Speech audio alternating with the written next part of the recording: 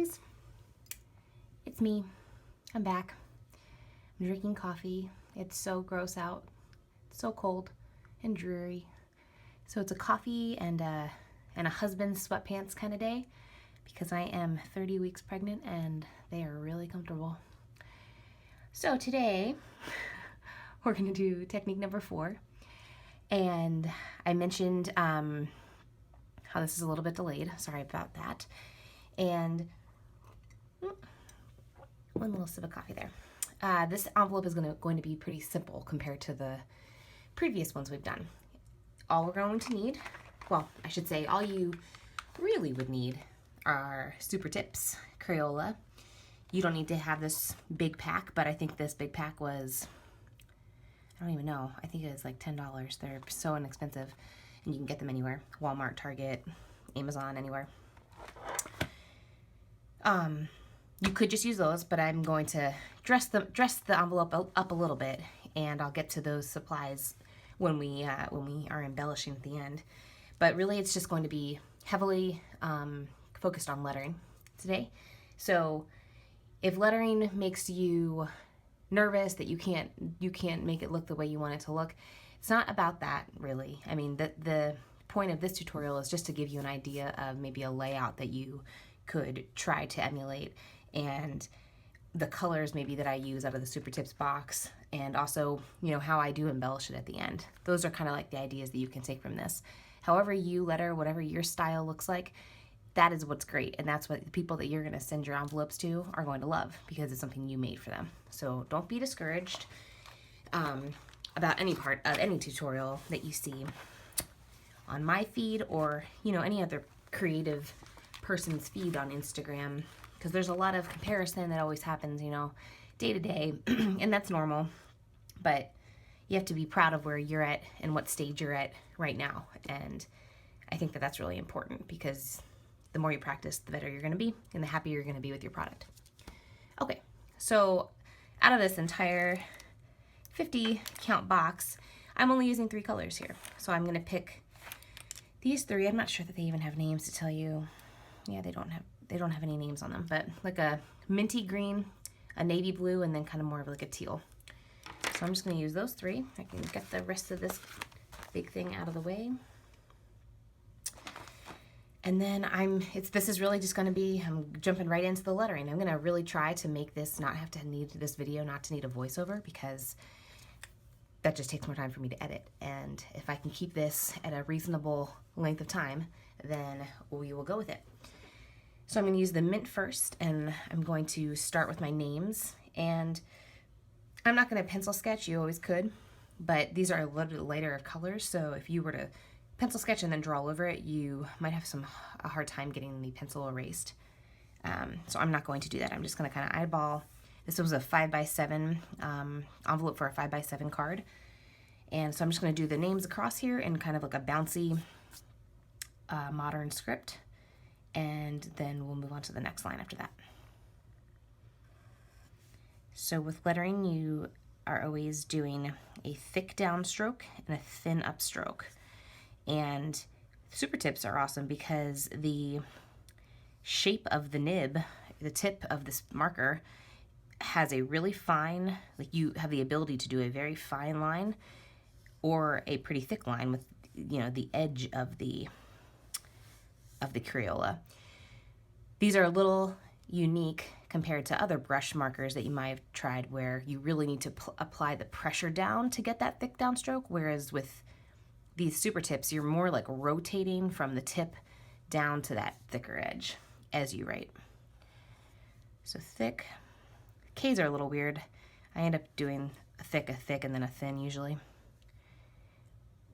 And then really the practice comes in these transitions of, you know, when you're writing these letters out, how do you get from that thin to thick? And it's just a lot of practice, and more could be said in an actual class, an actual course about how to get that achieved. So Randy and Kelly, and then I'm going to put in the address line. We're going to go with, I'm going to try to do something here where I envision a straight horizontal line across as my baseline, and then the numbers and letters are going to fill in the gaps from the kind of bounciness. It's not even actually that bouncy, but just having the descenders of the Y's. And you'll see what I mean here in a second. So 1, 0. And a lot of times, even with my numbers or my printed letters, which I'm going to get to here in a second, I still do the same thick down, thin up, just to give a more polished look, a more like lettered style. That's kind of how I feel about it. I'm going to do mixed lowercase and upper at no particular, order here. Right now I'm kind of staggered, but kind of just how I feel they'll fit in. Winter, and then we'll do Winter Lane.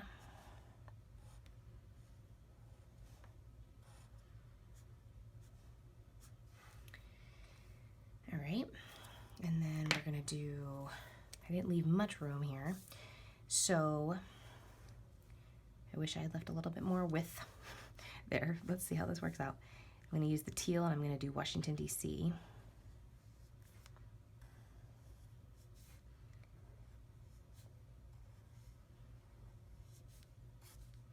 This teal in particular in my set, I think I've used it, or either Charlie's gotten into it, so the tip is actually a little bit smushed. It's not giving me as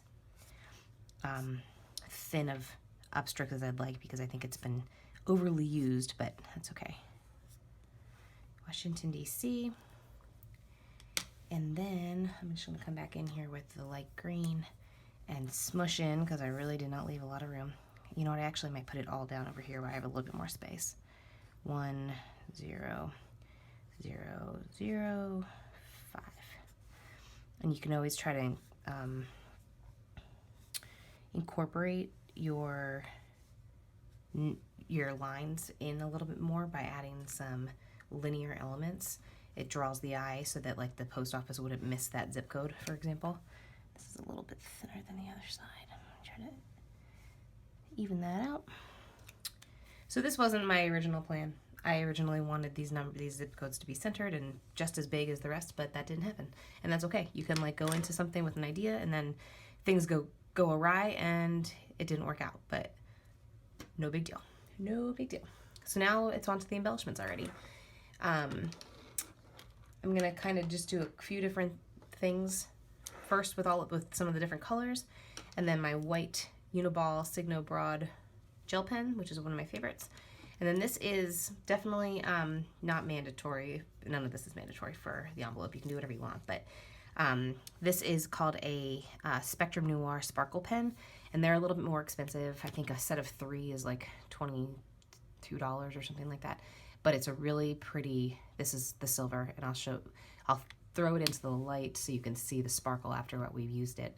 It's just a nice little added touch. Okay, so let's see. For the first line, I'm gonna add some of the navy down as a shadow. So like I think we've talked about on another video, you can always set something over where you want your light source to be to help remind you that where your shadow should end up being. So this is going to be to the right and the bottom of my letters.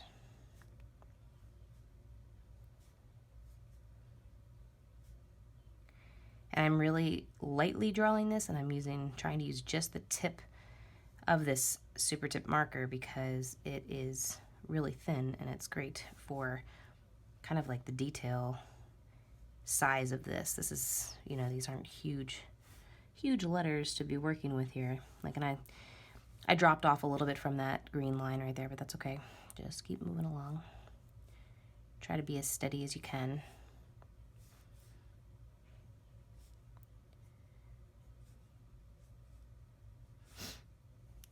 Going through here. We might have a toddler visit here in a second. Yep, how did I know? She's coming. Hi, Charlie. Hi, buddy. I turned Oops, I missed this one. Because one is scary. It was scary? Oh no, do you want to watch Mommy do this video? Yeah, it's a different one. It's a different, what, video or a different show? A different show. Okay, now I'm going to do a shadow of the darker with the lighter green. It's a little green. Am I going to have a shadow for the rest of this show? Or the rest of this video?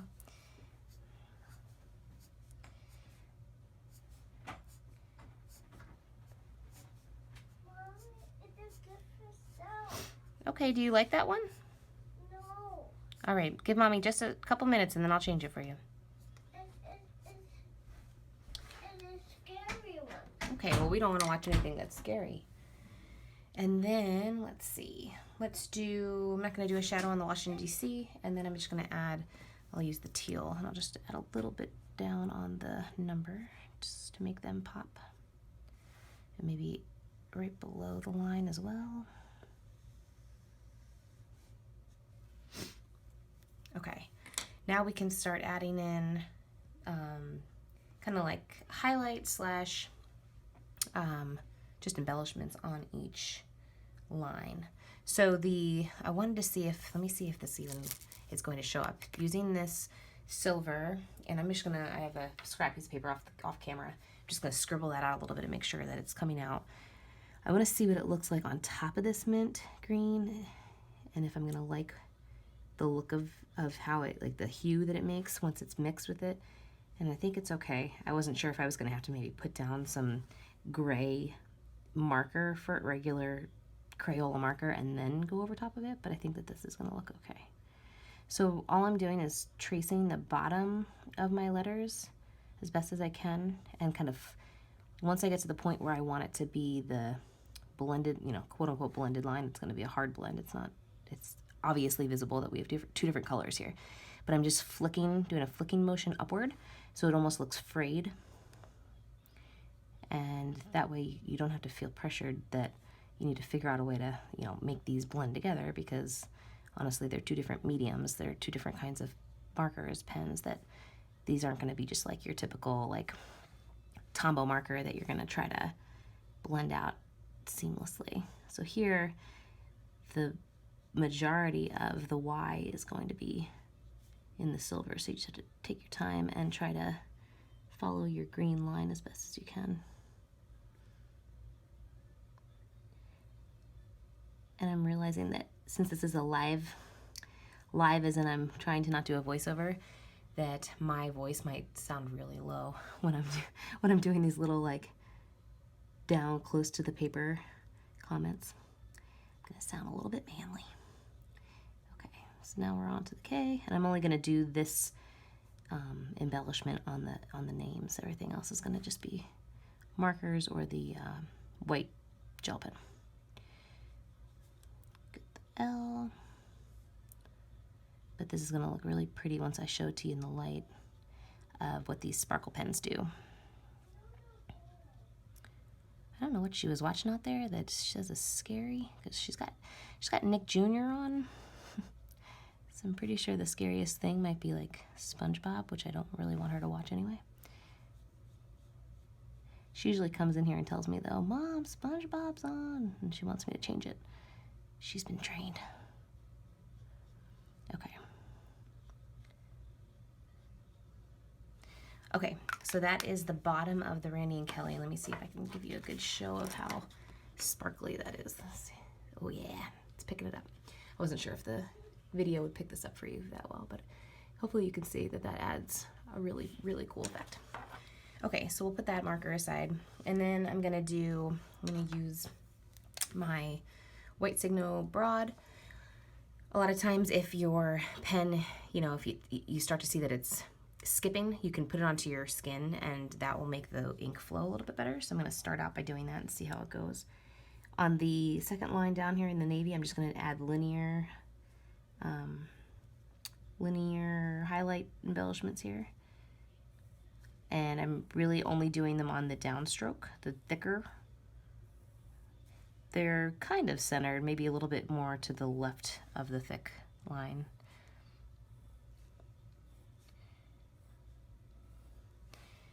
do that for that line. And then the Washington DC, I'm gonna use both the navy and the white, I think, if I can fit it. Let's see. We'll do a darker right along the edge of the downstroke.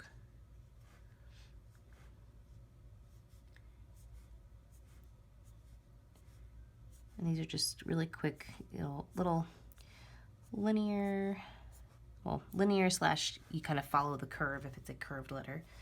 So it's dark on the one side, and I'm going to try to go on just to the right of the dark navy line and do a line with 2 or 3 dots, whatever really fits in the best. Like there, I'm not going to really be able to fit dots. So just kind of play it by ear of what you think would fit in there. Some of these I'm only fitting 1 dot. This was much more squeezed than I wanted it to be as far as the size of the city. So I had plans of maybe this looking a little bit more, like it would be a little bit more noticeable. But then the size of my letters shrunk, so that's okay. Again, you just play it by ear. And then I'm not gonna even touch the numbers because they're so small anyway. And now, oh, and I wanted to do one more thing. So with this white, you can add like staggered sizes of horizontal lines at the tops. And I think that gives a cool, like, sketchy look. So I'm just doing that again on the areas of the downstrokes. Maybe not even all of them. I don't know if well, yeah, I'm going to do it on all of them here. And this is, I'm trying to keep it in the green area as opposed to hitting into that silver part.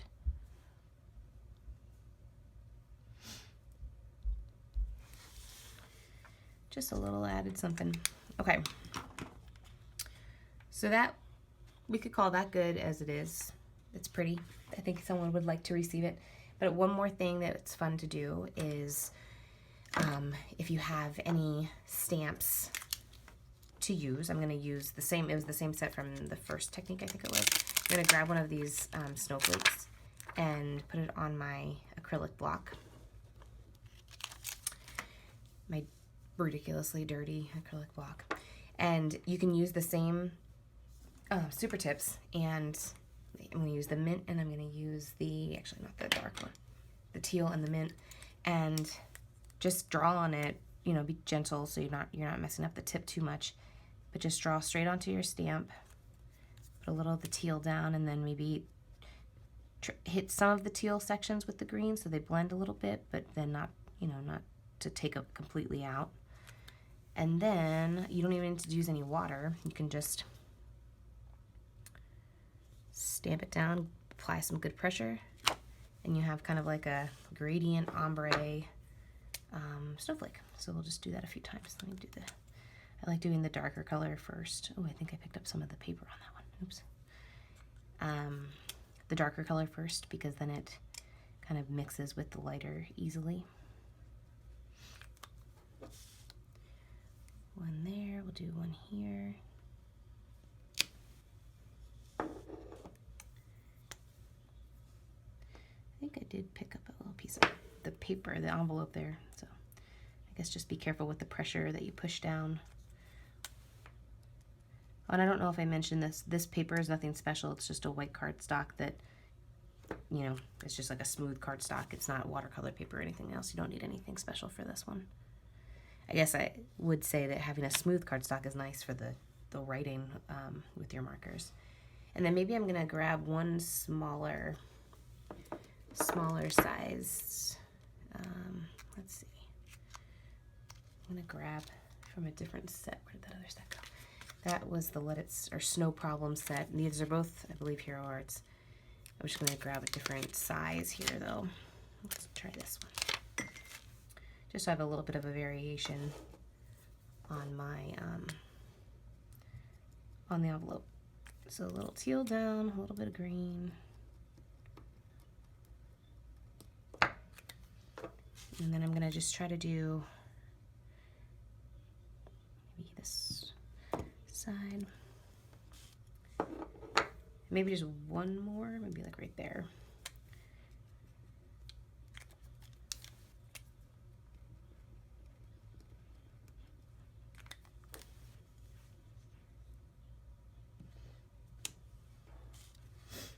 And that almost is going to encroach into where our stamp would go anyway, so but that's okay if the stamp covers that a little bit. So yeah, this is done. I wanted to keep it pretty simple today because the other ones have been pretty intense as far as the materials we've used. And I brought out the Distress Glaze. This is a water-based marker, so if this goes out into the post and it's raining, you have the potential that the rain is going to make the everything on this envelope, the lettering and the snowflakes, kind of start to run. So I'm just using Distress Glaze like we've used in 2 of the other videos now to make this be permanent. It's just a little bit on your finger and rub it all around the area where you have these water-based mediums, and then you can wipe down any excess that comes off, or I'm sorry, any excess that you feel like it's too heavy on the envelope, with a paper towel at the end, and call it good. I think the one thing to be careful about, which I've mentioned in last video, is that you don't want to get any Distress Glaze where the stamp is going to go, so I'm not even going to actually go up further on that snowflake. Hopefully it won't rain. And then yeah, you can just take a paper towel and wipe that down, and now that's going to be permanent. So as always, the last step here is to just assemble your card, or I'm sorry, assemble your envelope.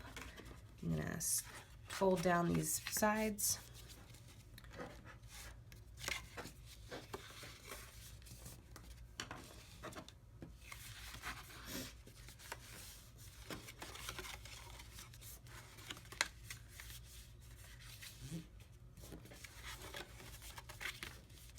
And then just grab some of your Tombow Mono adhesive, which I must have put back. Let me go grab that.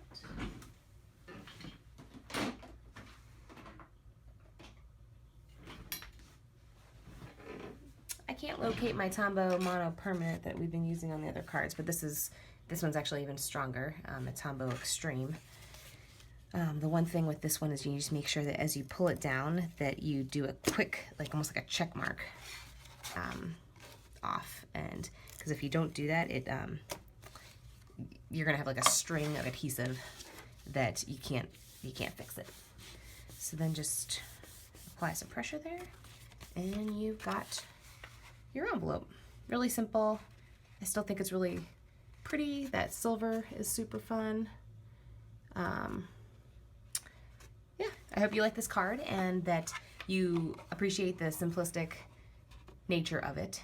And you know what, I would love to see if any of you guys have been using any of these techniques on any of your cards, even if you're not going to post them publicly on any social media. If you would reply to some of the emails that I've sent you and show me what you've been making, I would love to see them.